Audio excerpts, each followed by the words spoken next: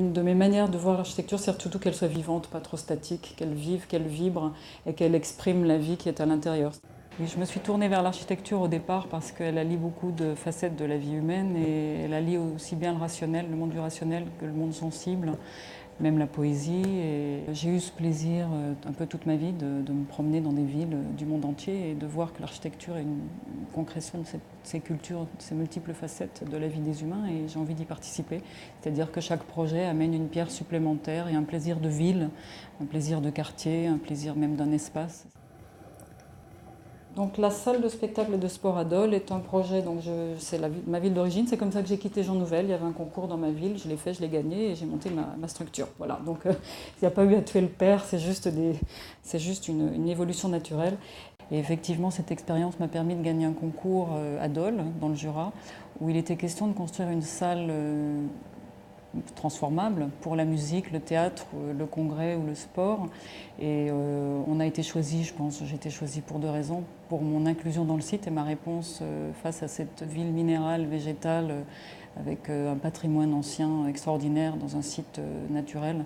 Et donc j'ai répondu par un bâtiment miroir qui disparaît, par des reflets et par des facettes minérales qui reprennent la concrétion des toits et des vieilles pierres de la ville.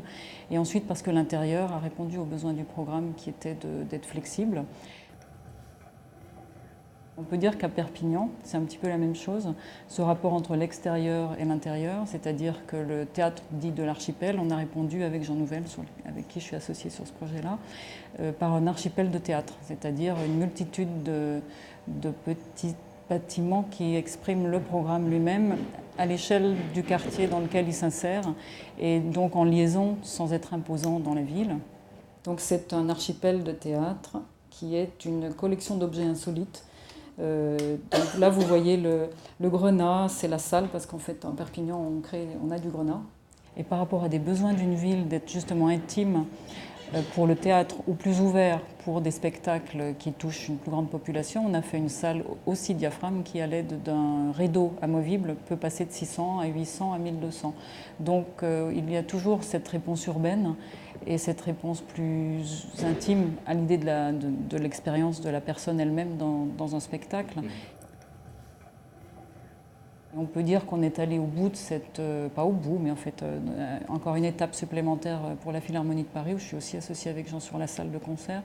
C'est-à-dire qu'on est parti de cette expérience du son entre l'auditeur et l'orchestre, d'avoir une intimité maximum en rapprochant au maximum le public de l'orchestre et en enveloppant l'orchestre du public.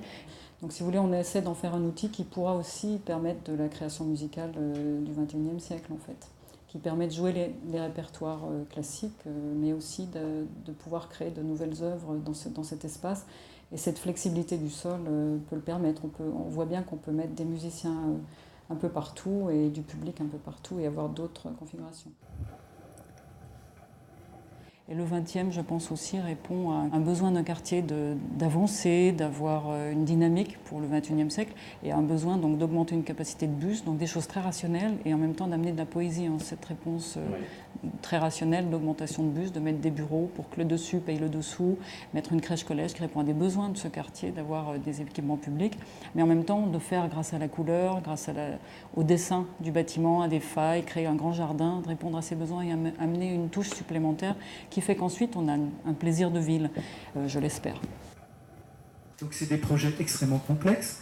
Et tout à l'heure, tu as eu une réflexion en disant, quand on fait un concours, on a des intuitions, et c'est bien quand elles se vérifient dans la réalité. Quelque part, c'est finalement le doute de l'architecte face à la création, alors que par ailleurs, tu nous montres des projets qui sont d'une complexité et d'une maîtrise absolument exceptionnelle. Est-ce que tu pourrais développer ce point-là, s'il te plaît ?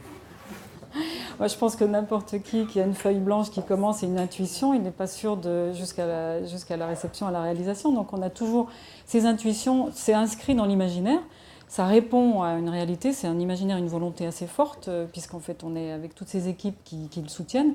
Et après, c'est le chantier c'est le verdict. Après, le plaisir suprême, c'est à la livraison, quand on voit si vous voulez, les objectifs sont remplis, si les gens sont contents. Je pense qu'un de mes grands plaisir d'architecte, c'est quand les gens, j'ai le retour, qui me disent qu'ils sont très contents. Donc là, c'est le vrai plaisir. Mais il y a son propre plaisir à dire oui, j'ai l'impression que mes intuitions se confirment, c'est à peu près réussi. Puis après, quand on a le retour de ceux qui l'utilisent. Donc c'est les deux, début et à la fin.